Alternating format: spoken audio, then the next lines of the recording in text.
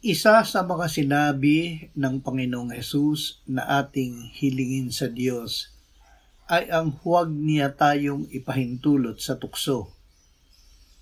Hindi Diyos ang tumutukso sa atin.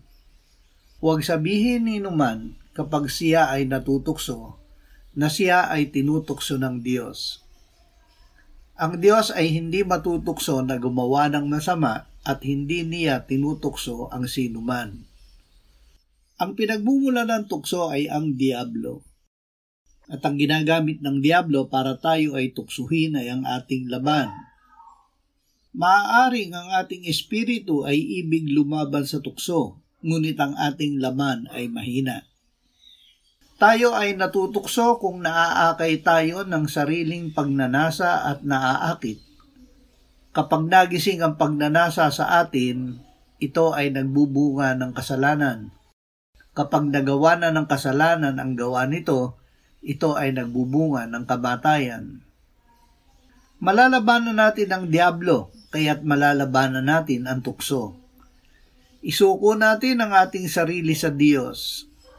Labanan natin ang Diablo at siya ay lalayo sa atin. Huwag matakot lumaban. Hindi tayo binigyan ng Diyos ng espiritu ng takot, kundi ng kapangyarihan at ng pag-ibig at ng matinong pag-iisip. Ang matinong pag-iisip ay pag-iisip ng bagong nilalang ng Diyos.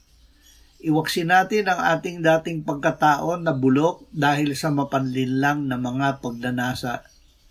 Papanibaguhin natin ang espiritu ng ating isipan at isuot natin ang bagong pagkatao na nilikha ng Diyos sa katuwiran at tunay na kabanalan. Ang bagong pagkatao ay patay sa kasalanan, ngunit buhay sa Diyos kay Kristo Jesus.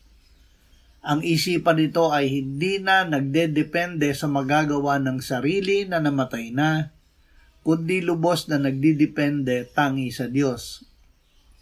Nang mamatay ang Panginoong Hesus, lubos niyang ipinagkatiwala ang kanyang espiritu sa Diyos at ang kanyang katawan sa libingan.